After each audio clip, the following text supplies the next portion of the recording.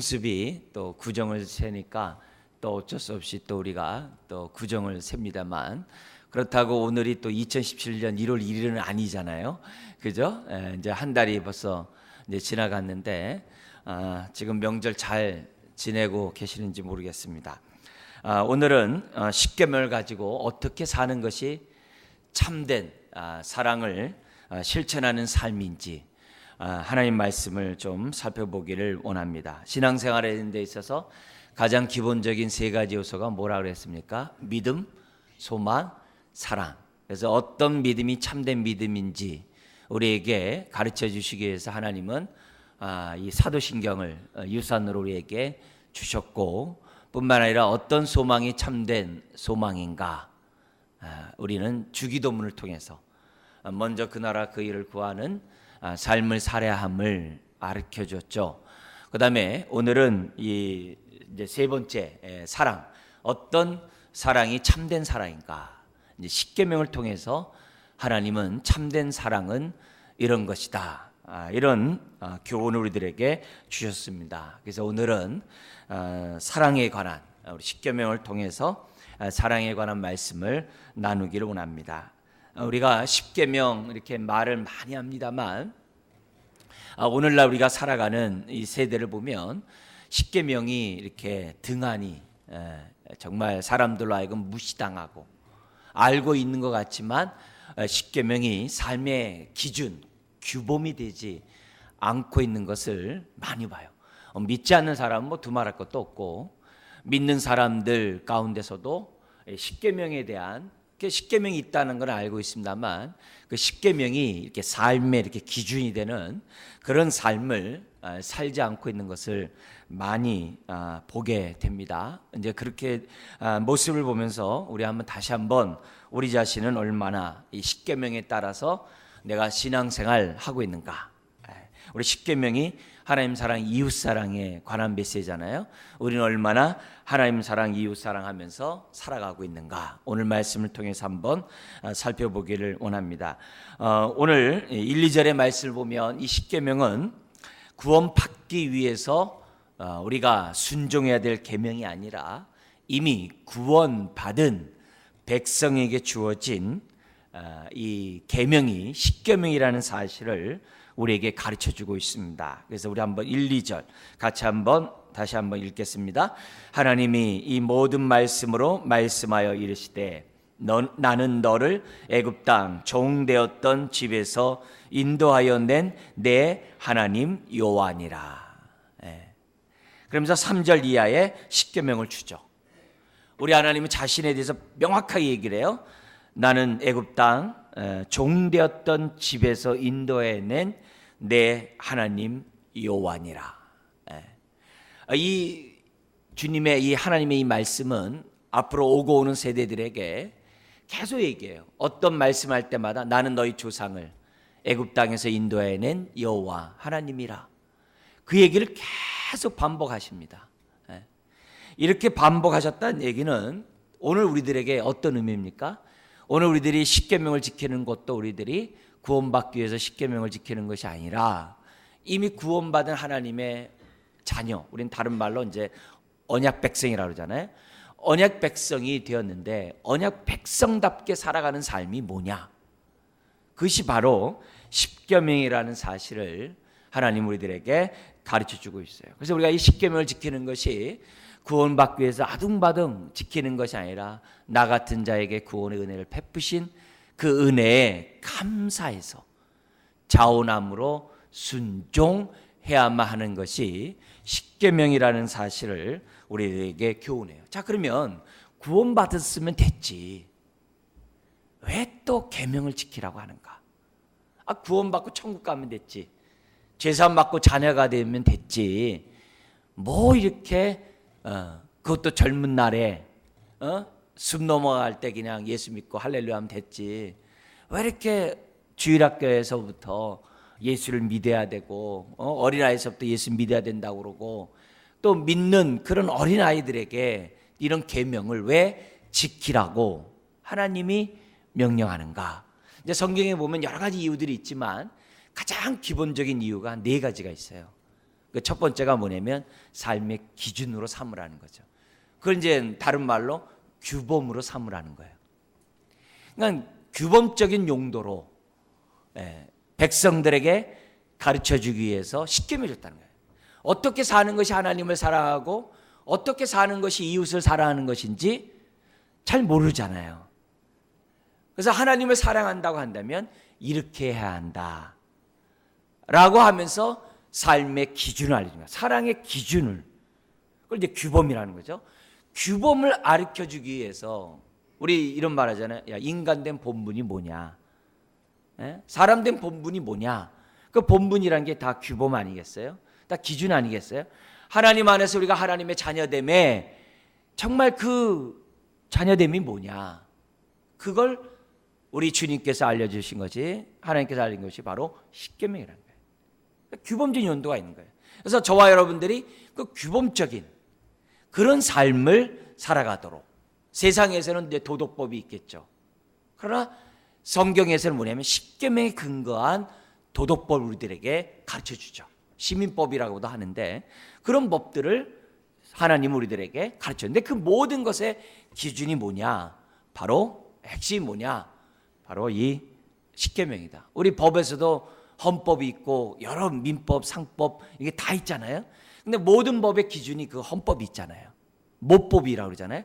그 모법과 같은 역할을 하는 것이 바로 십계명이다, 이게. 기준이 된다. 모든 해석의 기준이에요. 두 번째 요소는 뭐냐면은 교육하는 목적이에요. 이 십계명이 주는 목적이 이제 교육하는 목적으로, 그것을 만약에 이제 이렇게 행동하면 어떻게 돼요? 채찍을 때리는 거죠. 너 왜 이렇게 하지 말라고 그러는데 왜 그렇게 했느냐. 하나님이 기준을 정해놓고서 이미 알려줬잖아요. 그래서 기준에서 벗어나면 어떻게 돼요? 내 백성아, 왜 이탈하냐, 왜 다른 길로 가냐, 왜 불의한 길로 가냐 하면서 우리 하나님은 뭐예요? 백성을 교훈할 때 어떻게 돼요? 십계명을 근거로 가르치거든요. 그래서 이 십계명에 이 주시는 용도가 뭐냐면 교육적 용도가 있는 거예요. 그래서 부모가 자녀들을 교육할 때 그 기준이 뭐야 되느냐, 부모 경험이나 부모 생각이 되면 안 돼요. 왜냐하면 부모의 생각과 부모의 경험은 상황에 따라 다를 수 있어요. 나이가 자라가면서 어떻게 돼요? 다를 수 있어요. 부모가 자녀를 양육할 때 그 기준이 뭐가 돼요? 십계명이 돼야 돼요. 부모도 자녀를 양육할 때 십계명의 근거로 자녀를 교육해야 됩니다. 얘야, 너는 이렇게 살아야 한다. 하나님을 사랑하고 이웃을 사랑해야 한다. 하나님을 사랑하는 법은 이거고 이웃을 사랑하는 법은 이거다. 그래서 부모가 자녀들을 교육할 때, 이제 두 번째 목적, 교육할 때 여타의 일들은 약하게 다룰 필요가 있어요.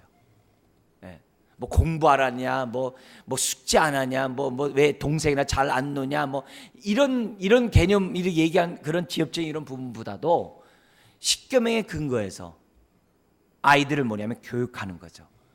예를 들면 동생하고 안 논다 그러면 너 동생 잘 놀라고 그랬지, 그렇게 얘기하는 게 아니라 이웃을 사랑하라고 그러고 형제 자매를 사랑하라고 했는데, 더구나 네가 하나님의 자녀로서 동생과 아니면 누나와 사이좋게 지내는 것은 너가 해야 될 일들이 아니냐.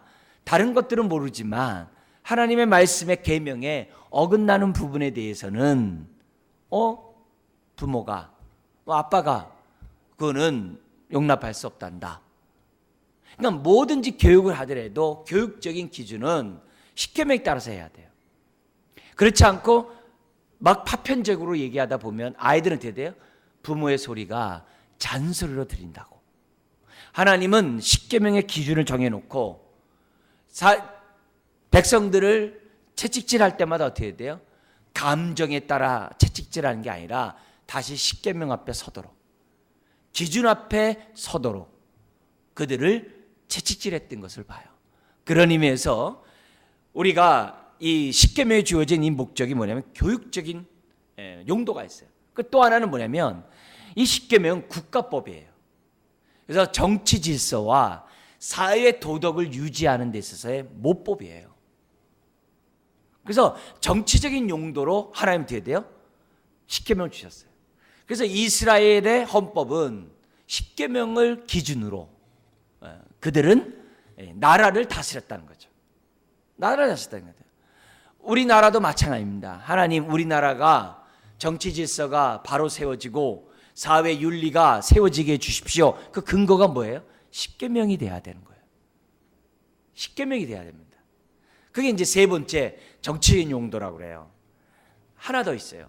네 번째로 이 십계명 용도가 뭐냐면은 십계명에 따라 살면 여기 보면은 그 6절에 어떤 약속이 있냐면 나를 사랑하고 내 계명을 지키는 자에게는 천대까지 뭘 베푼다고 그래요? 은혜를 베푸니라 그랬어요. 심지어는 12절에 부모를 공경하라. 이 계명이거든요. 약속인 계명. 그리하면 내 하나님 여호와가 내게 준 땅에서 쫓겨나는 게 아니에요. 축복의 땅에서 내 생명이 길리라. 약속하셨단 말이에요. 그러면 우리가 십계명을 지키면 우리 인생이 어떻게 돼요? 천대에 이르기까지 하나님의 축복의 땅에서 정말 장구한, 장수하는 하나님의 축복을 누리게 되거든요. 그러면 불신자들이, 열방들이, 이웃들이 우리들이 어떻게 해야 돼요? 하나님의 은혜와 축복 가운데 사는 것을 보게 되거든요. 가장 가까운 친인척이, 가장 가까운 친구들이 보거든요. 보면 어떻게 돼요?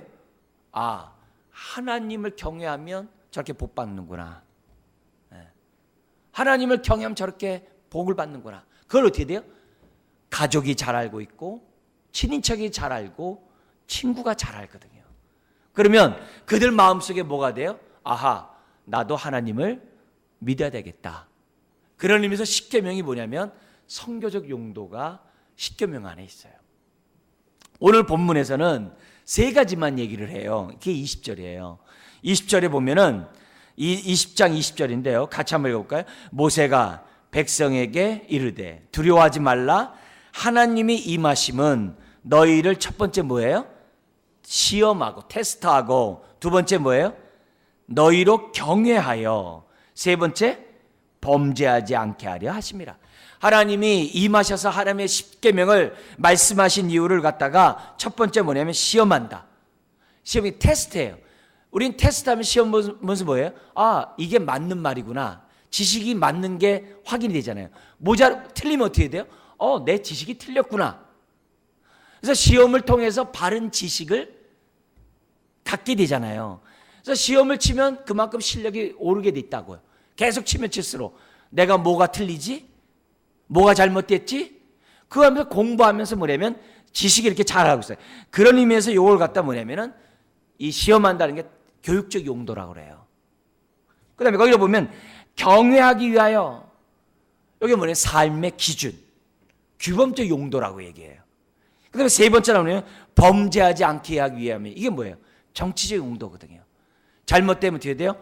국가가 벌을 내리고 심지어는 사형까지 내리고, 그래서 결국 그렇게 하면서 뭘 하는 게 십계명을 지켜나가도록 하나님이 하셨거든요. 그래서 십계명을 지켜나가는 것이 그가 곧 뭐냐면 하나님을 사랑하고 하나님을 경외하는 법이라는 것을 지금 뭐냐면 하나님은 모세를 통해서 20절에 우리들에게 가르쳐줘요. 그렇지만 우리가 기본적으로 이런 십계명의 모습을 보면서 아, 그렇구나. 더구나 이 십계명은 사람이 만든 법이 아니에요. 국회가 입법해서 만든 법이 십계명이 아니에요. 사람들의 지혜를 모아가지고 이렇게 하는 것이 옳다 한 게 아니에요. 십계명은요, 여러분도 잘 알다시피 하나님이 친히 말씀하신 거예요. 하나님이 친히 말씀하셨을 뿐만 아니라 모세가 받아 적은 게 아니에요. 하나님이 친히 두 돌판에 쓰신 거라 그랬어요. 왜? 모세조차도 하나님 말씀을 가감할 수 있거든요. 모세가 하나님 말씀을 축소해서 쓸 수도 있거든요. 또 자기가 잘한다고 해가지고 늘려서 해석해 놓을 수도 있거든요. 그게 아니라 가감하지 말고 절대 불변에 하나님의 말씀이라는 사실을 강조하기 위해서 하나님이 친히 말씀하시고 친히 두 돌판에 쓰셨다라고 성경 말해요. 그렇기 때문에 저나 여러분들은 흘려들으면 안 돼요. 반드시 지켜야만 할 계명이라는 사실을 우리는 기억해야 됩니다. 자, 이런 가운데 십계명의 전반적인 우리 얘기를 들은 다음에 좀 더 우리 자세히 보면 십계명의 내용을 우리 이제 3절에서부터 17절까지 나오게 됩니다. 1계명 우리 3절 한번 읽어볼까요? 너는 나 외에는 다른 신들을 내게 두지 말라. 이게 뭐예요? 대상이에요. 참된 예배의 대상, 바른 예배의 대상이 누구냐 이게. 예배는 오직 하나님 외에 예배를 받을 자가 없다는 거죠. 우리 어제 명절하면 이제 막 이렇게 성묘하러들 많이 가셨을 텐데, 그죠? 이 성묘하러 갈 때마다 이제 제사를 지내잖아요. 근데 거기 보면 이렇게 지방을 쓰잖아요. 그죠? 지방을 쓸 때마다 신위를 쓰거든요. 신위. 조상을 갖다 신으로 모시는 이제 그런 제를 올리거든요. 근데 그렇게 말하면서 그냥 사람들은 하나의 예다 이렇게 얘기를 해요. 부모에 대한 예다. 그러면 예라고 이렇게 끝나야 되는데 그게 아니라 뭐예요? 지방을 쓰면서 거기다 다 뭐라 그래요? 신위를 쓰거든요. 신으로 이 자리에 임해달라고. 그래서 절을 3번 두들기면은 오시고 절을 3번 두들기면 잘 먹고 갔다 이렇게 표시를 하잖아요. 그러니까 이런 것들이 다 우리가 보면 나도 모르는 사이에 그런 게 있거든요. 그렇지만 우리 하나님 우리에게 분명히 얘기하는 것은 우리가 예배의 대상은 하나님 한 분이다. 이 계명은 뭐예요? 예배 방식을 얘기해요. 형상을 절대 만들지 말라 이게. 누가 뭐라도 형상은 절대 만들면 안 된다는 거예요. 그러니까 예배를 드리는 데 있어서 방식이 굉장히 중요하거든요. 아이들이 그래요. 하나님 어디 계세요? 아, 눈에 안 보이시고 우리에게 다 있어. 아유 아빠 그러지 말고 뭐라도 이렇게 항상 형상 하나 만들어 놓고 우리 하나님이라고 부르면 되잖아. 그럼 그렇듯하거든. 안 보이고 이런 것보다도 뭘 하나 갖다 놓으면은 하나님이라고 이렇게 생각하면은 더 경건해지는 것 같으니까 그럴 것 같거든. 그럼 자꾸 형상이 만들어지는 거거든요. 화려하게. 일체 그러지 말라 이게. 예배드리는 방식이 중요한 거죠. 3계명이 뭐예요? 자세죠. 그래서 자세가 나오면서 뭐라고 되어 있습니까? 우리 7절 한번 읽겠습니다. 너는 내 하나님 여호와의 이름을 망령되게 부르지 말라. 여호와는 그의 이름을 망령되게 부르는 자를 죄 없다 하지 아니하리로다. 여러분 이름은 소중한 거예요. 그래서 우리는 부모 이름을 갖다가 함부로 부르는 사람 없어요. 네? 함부로 부르는 사람 없어요. 하물며 우리 하나님의 이름을 갖다가 함부로 부르는 망령되게 일컫는 그런 태도를 가지면 안 되겠죠. 왜냐하면 그 이름 안에 하나님의 인격이 있잖아요. 하나님의 성품이 있잖아요. 근데 그 이름을 갖다가 소홀히 여긴다고 한다면 그거는 예배 드리는 자세가 아니죠. 예배를 드리는데 막 저거 한다. 그렇지 않잖아요. 예배 드리는 그 자세는 그 이름을 소중히 여기는 거거든요. 그뿐만 아니라 4계명이 뭐냐면 안식일을 거룩히 지키라는데 예배에 대한 시간이죠. 바른 예배 시간. 그걸 이제 안식이라 그래가지고 오늘도 우리가 어떻게 돼요? 안식일의 완성인 주일에 이처럼 주 앞에 나와서 예배를 드리는 거죠. 바쁜 명절 기간이지만 그래도 어떻게 돼요? 모든 날이 주의 날이잖아요. 그래서 정한 시간에 주님 앞에 나와서 예배 드리는 이런 자세는 하나님을 사랑하는 자의 마땅한 바라는 거죠. 그게 4계명이에요. 5계명은 이제 사람과의 관계에서 지키는 우리가 계명이라고 그러잖아요. 5계명은 뭐예요? 내 부모를 뭐라 그래요? 공경하라. 이게 뭐냐면 권위를 존중하라는 거예요. 아무리 세상이 지금 이렇게 개인주의가 됐다 할지라도 하나님이 부여하신 권위를 무시하면 안 되죠. 특별히 부모의 권위를 자식이 무시하면 안 되죠. 근데 요즘은 이게 자식을 갖다가 이렇게 사랑으로 너무 이렇게 대하다 보니까 자식이 어떻게 돼요? 부모의 권위에 대해서 이렇게 받아들이지 않는 경우들이 너무 많아요. 그러면서 부모의 권위를 받아들이지 않는 자기 나름대로 합당한 이유가 있다는 거예요. 나를 마음 아프게 하고 나를 상처 주고 나를 정말 힘들게 했던 원인이 있기 때문에 권위에 복종하지 않는 것이 당연하다, 이렇게 생각하는 그것에 대해서 우리 안에 뭐냐면 엄히 명하는 거예요. 설령 부모가 너의 마음에 상처를 주고 아픔을 준다 할지라도 자식은 부모에 대한 기본적인 권위를 가져라. 그게 뭐예요? 경청에서부터 권위를 인정해야 돼요. 부모가 하는 말이 옳든 틀리든 경청하는 자세를 갖는 것이 5계명, 하나님이 세우신 권위를 존중해야 한다는 것을 우리에게 얘기해요. 이 말은 좀 더 확대되면 어떻게 돼요? 마땅히 존경해야 될 자를 존경하라는 하나님의 계명이죠. 권위를 존중하라. 더 나아가서는 국가의 권위를 존중하는 모습으로 성경은 확대 해석하죠. 그 다음에 6계명이 뭐예요? 살인하지 말라. 이게 존엄성의 문제예요. 생명의 존엄성. 뭐 히틀러 같이 열성 민족, 우성 민족, 뭐 장애인, 비장애인, 장애자, 비장애자 그렇게 하는 구분이 아니라 하나님의 형상을 따라 지음받은 존재로 사람을 대하라 이게요. 그거 대하라 이게요. 그래서 인간의 생명과 인격의 존엄성에 대한 계명이 뭐냐면 어떻게 해요? 살인하지 말라. 살인하지 말라. 뿐만 아니라 간음하지 말라. 이게 뭐예요? 성과 결혼에 거기 보면 신성함. 성과 결혼에 대한 신성함을 알라. 그게 우리 뭐냐면 7계명입니다. 그 다음에 8계명이 뭐냐면은 우리 한번 볼까요? 8계명이 15절입니다. 같이 한번 읽겠습니다. 도둑질 하지 말라. 이게 뭐예요? 이게 무엇입니까? 청지기 사상이죠. 청지기 사상. 이게 뭐냐면 도둑질하지 말라. 이 청지기 사상은 뭐냐면은 하나님의 공급하심을 믿고 욕심 부리지 말고 상대방의 어떻게 돼요? 재산을 인정하고. 왜? 자기가 욕심 부리지 않으니까 상대방을 인정할 거 아니겠어요? 그러면서 어떻게 돼요? 내가 받은 이 재산을 청지기적인 의식을 가지고 잘 관리하라는 거죠. 그뿐만이 아닙니다. 그 9계명이 뭐예요? 이웃에게 대하여 거짓 증거하지 말라. 거짓말하지 말라. 이게 뭐예요? 항상 진리와 정직한 삶을 살라는 거죠. 항상 정직하고 진리에 입각한 삶을 진실할 것을 얘기해야죠. 그래서 이렇게 얘기해야 돼요.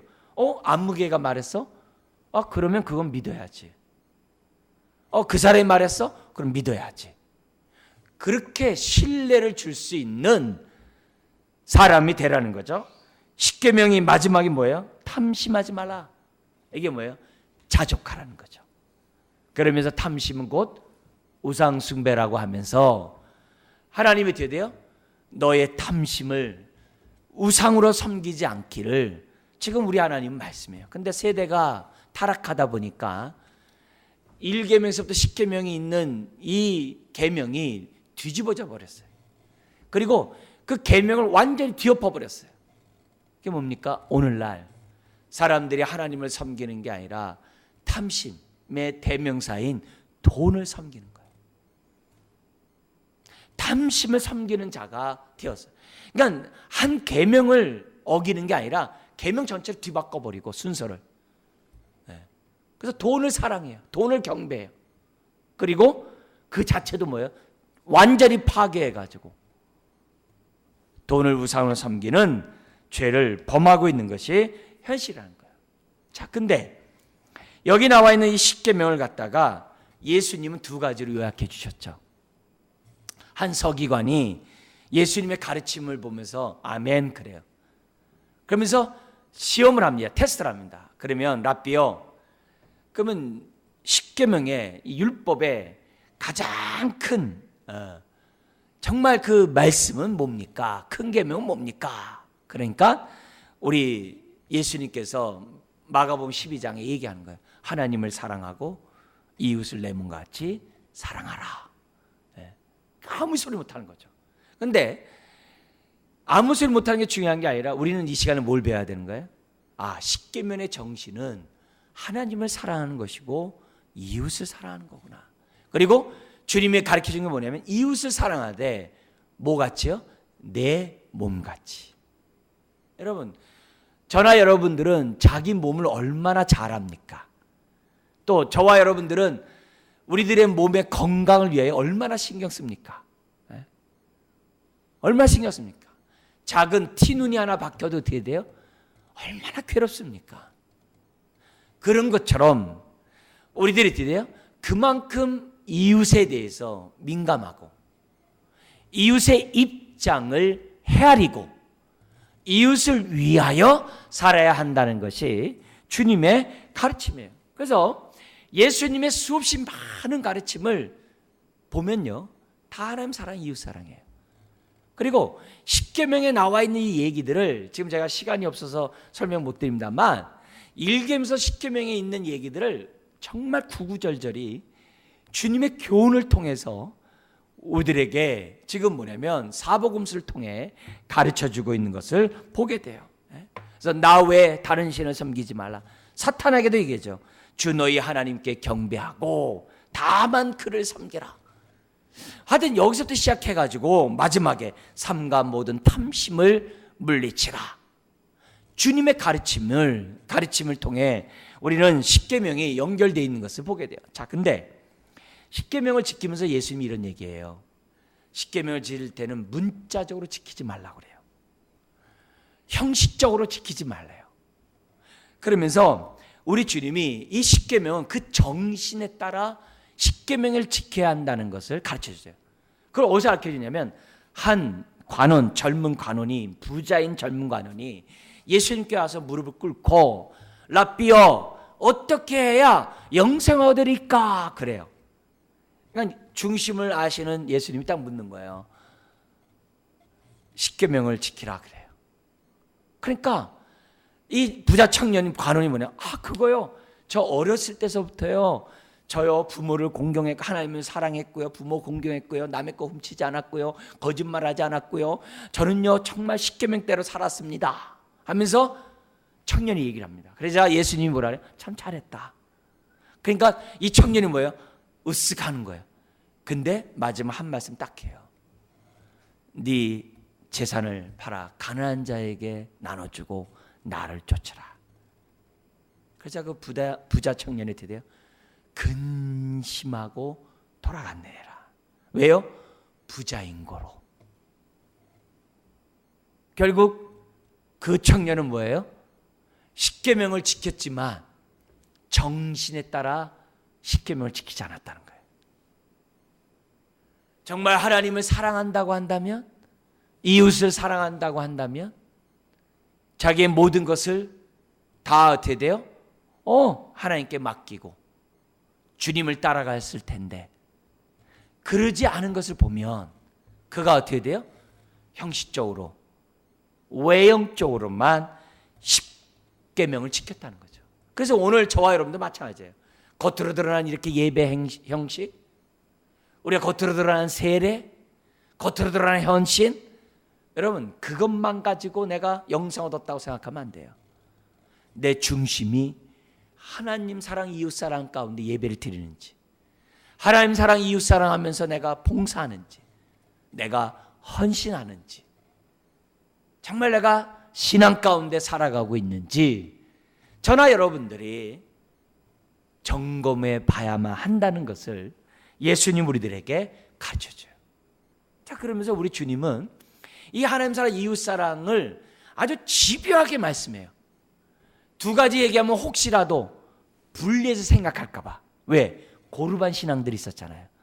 부모에게 떡 맛있는 고깃국 하나 끓여주십시오 그랬더니 랍비요, 저는요 헌금했기 때문에 부모에게 고기 이렇게 사드릴 소고기국 끓여드릴 만한 돈이 없어요. 이러는 거거든요. 그러니까 예수님이 뭐라 그래요? 이 고르반 신앙아 그러거든요. 어렸을 때 우리 청년 때는요, 고르반 이게 잘 안 외워지니까 골빈이라는 말로 외웠어요. 그래서 골빈 신앙. 그래서 우리 친구들끼리 뭐라 하면 아유 저 골빈 신앙. 막 우리들끼리 막 그랬어요. 이게 뭐냐면 눈에 보이는 부모를 섬기지 아니하고 어떻게 보이지 않는 하나님을 섬기냐. 저 골빈 신앙이야. 막 우리 그랬어요. 고등학교 때도 그러고 막 그랬다고. 근데 우리가 그렇게 할까봐 우리 주님 뭐냐면 이 말도 한 가지로 딱 얘기해요. 어떻게 얘기하냐면은 산상수훈에서 7장에 보면 황금률이 나와요. 모든 계명의 가장 정점에 있는 이 계명, 그게 뭐냐면 황금률이라고 그래요. 황금 계명. 그게 뭐냐면은 대접받고 싶은 대로 대접하라는 거예요. 그게 온 율법이요 선지자니라. 딱 얘기를 해요. 자꾸 신앙 뭐냐면 하나님 사랑과 이웃 사랑을 떨어뜨려 놓으니까 이걸 통합해 버려요. 통합해 가지고 대접받고 싶은 대로 대접하라. 이게 뭐냐면 이웃 사랑이라. 이게 하나님의 사랑을 드러내는 모습이라는 거예요. 모습이라는 거예요. 그래서 우리가 어딜 가더라도 어떻게 돼요? 뭐 식당에 가서 뭘 하더라도 먼저 이렇게 수저를 놓으려고 하고, 먼저 어떻게 돼요? 상대방을 먼저 주려고 하기도 하고, 남에게 먼저 이렇게 하도록 배려하기도 하고, 그런 모든 것들이 다 기본적인 정신이 뭐냐면은 대접받고 싶은 대로 대접하라. 그것이 뭐냐면 율법이요 선지자라. 선지자라. 근데 이런 예수님의 가르침에 대해서 예수님은 끝난 게 아니에요. 제자들도 똑같아요.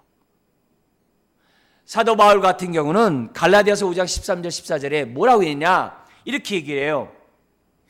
오직 사랑으로 서로 총노릇하라. 이건 뭐냐면 예수님의 삶을 교훈으로 삼아서 십계명을 얘기한 거예요. 예수님 봐라. 그분이 종으로서 섬기지 않았느냐. 사랑이 뭐냐? 종으로서 섬기는 거다. 그러면서 그것이 바로 뭐라냐면 온 율법은 내 이웃 사랑하기를 내 자신같이 하라 하신 한 말씀에서 이루어졌느니라. 바울이 이렇게 딱 얘기해요. 여기서만 얘기한 것도 아니에요. 로마서 13장에 보면은 똑같은 얘기를 얘기해요. 모든 십계명 다른 거 없다. 내 이웃을 내 몸과 같이 사랑하는 그 계명 안에 다 있느니라. 그것이 곧 율법의 완성이니라. 여러분, 그러므로 오늘 우리들이 이 십계명의 삶을 살아가는 것은요 구약이라고 치부하면 안 돼요. 신약은 예수님이 해석해 준 것처럼 십계명의 정신에 따라서 저와 여러분들이 살고자 하는 거예요. 그것이 하나님의 자녀됨의 본분이에요. 본분이에요. 그러면 우리가 생각하면서 뭐냐면 그럼 십계명 10개 다 필요 없지. 우리가 그럼 한 가지만 하면 되겠네요. 하나님 사랑 이웃 사랑하듯이 남에게 대접받고 싶은 대로 대접만 해주면 되네요. 물론 돼요. 근데 그것도 총론이잖아요. 또 구체적인 삶의 우리의 요소들이 얼마나 많아요. 대접하는 부분에만 이것이 있겠어요? 그게 아니잖아요. 우리가 살아가는 삶의 영역이 가정도 있죠, 교회도 있죠, 직장도 있죠, 우리 이웃도 있죠. 얼마나 많은 삶의 반경이 많아요. 그러면 그 모든 사람들에게 어떻게 돼요? 어떻게 대접하는 것이 대접하느냐는 구체적인 적용들이 있어야 되잖아요. 그잖아요. 그걸 알려준 것이 산상수훈이에요. 산상수훈은 불신자에게 준 게 아니라 정말 하나님의 언약 백성에게 하나님 사랑, 이웃 사랑의 삶을 살고자 하는 자에게 주신 말씀이 바로 산상수훈이에요. 그래서 산상수훈을 통해서 우리 예수님이 뭐냐면 너희들은 앞으로 이 십계명을 갖다가 이렇게 해석하고 이렇게 적용하라. 그것이 바로 내 이웃을 내 몸과 같이 사랑하라는 그 말씀이라는 것을 갖다가 구구절절히 해석해줘요. 우리 한번 신약으로 잠깐 넘어가 보겠습니다. 마태복음 5장으로 한번 우리 넘어가 보겠는데요. 마태복음 5장에 보면 산상수훈에 대한 설명이 나오고 있습니다. 해석을 주님이 하고 있는데요. 5장 21절입니다. 여기 보면 5장 21절에 이렇게 돼 있어요. 같이 한번 읽겠습니다. 옛사람에게 말한 바 살인하지 말라. 누구든지 살인하면 심판을 받게 되리라 하였다는 것을 너희가 들었으나. 이미 뭐예요? 십계명에 있는 얘기죠. 살인하지 말라. 여기 옛사람에게 말한 바, 옛사람은 구약사람이에요. 구약사람에게 말한 바 살인하지 말라. 누구든지 살인하면 심판을 받게 되리라는 것을 너희가 들었으나, 예수님이 그 십계명을 해석해 줘요. 신약에서 어떻게 해석하느냐? 나는 너희에게 이른다. 예수님이 신적 권위를 가지고 말한다는 거예요. 형제에게 분노하는 자마다, 노하는 자마다 심판을 받게 된다. 그리고 더 나가서 형제에 대하여 라가, 이게 얼간이 바보, 쪼다 이런 말이에요. 라가라고 하는 자들은 공회, 대법정에 잡혀가게 되고, 심지어 뭐예요? 미련한 놈이라고 하는 자는 지옥불에 들어가게 된다. 이렇게 얘기를 해요. 그러면 21절에 심판, 살인하면 심판받는다는 그 말을 예수님도 똑같이 얘기하는데 왜 여기서 끝나지 않냐고, 왜 공회와 지옥불에 들어간다고 말할까요? 여러분 이거 잘 아셔야 돼요. 이게 뭐냐면, 누구든지 살인하면 심판을 받게 된다는 이 심판이 뭐냐면 지방법정을 말해요. 지방법정. 공회는 뭐예요? 대법원을 말해요. 도시법정을 말해요. 그러니까 그 당시에 구약 사람들이 살인하면 심판받는다는 그것을 어떻게 생각하냐면, 사람을 살인하면 지방법정에 서게 된다. 그렇게 뭐냐면 축소시켜요.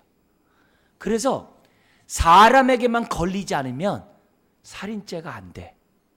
이해돼요? 지방법정에 안 가요. 최순실이 아무리 저게도 증거가 없으면 있잖아, 자기 무죄라는 거예요. 그런 판국이 벌어지는 거예요. 그러니까 사람들이 어떻게 돼요?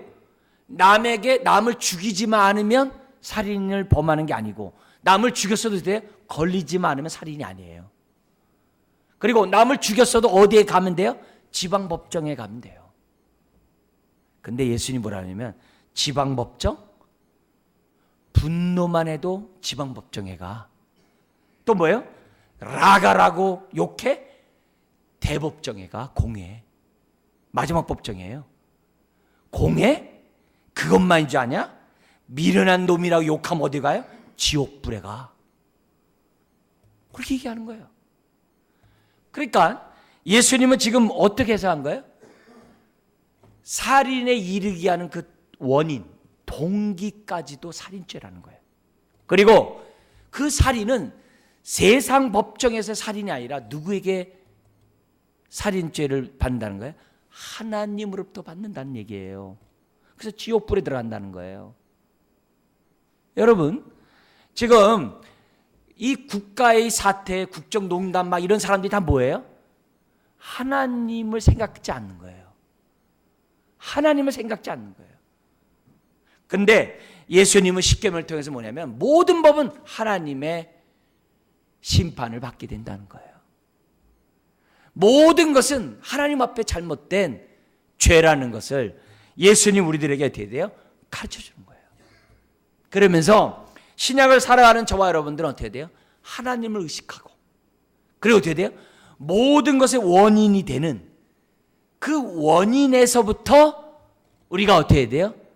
범죄하지 말라는 거예요. 그걸 가르쳐줘요. 근데 예수님은 여기서 한 걸음 더 나가요. 그것으로 끝나는 게 아니라 남의 생명을 보존해 주지 않는 것도 죄라고 우리 주님은 해석하시는 거예요. 자, 그러면 예를 들면 도둑질하지 말라 그랬어요. 도둑질하지 말라 그랬어요. 그럼 어떻게 해야 돼요? 남의 물건 안 훔치면 돼요. 회사에서요, 볼펜 한 자로 내가 깨끗하게 그 볼펜 한 자로 사조를 안 쓰면 돼요. 그건 옛날 사람이에요. 나 회사 물건 종이 한 장도 나 집에 갖고 간 거 없어. 사조를 쓴 거 없어. 나는 하나님을 섬기기 때문에 나는 그렇게 철저하게, 그건 옛사람이 지키는 방식이에요. 신약을 살아가는 저와 여러분들은 그 수준에 머물면 안 돼요. 우리는 뭐냐면 볼펜 한 자로 사조로 쓴 것이 없어. 그 수준이 아니라 우리는 어떻게 해야 돼요?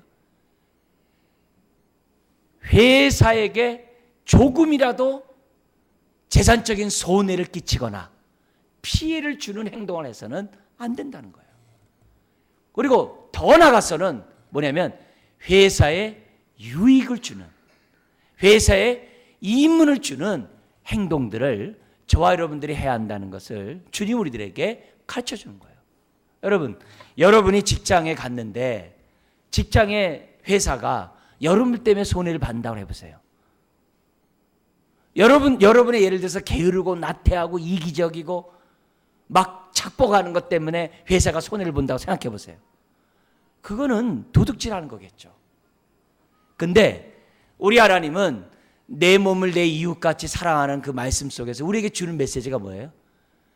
그렇게 할 뿐만 아니라, 하지 않을 뿐만 아니라 적극적으로 회사에 이문을 남기는 그런 인생이 되어야 한다는 것이 주님의 가르침이라는 거예요. 자, 그러므로 오늘 우리가 이 말씀을 우리가 마무리하면서 우리 한번 생각해 보셔야 됩니다. 사랑하는 성도 여러분, 나는 지금 얼마나 십계명에 따라 신앙생활하고 있는지, 하나님 사랑, 이웃 사랑하면서 저와 여러분들이 살아가고 있는지.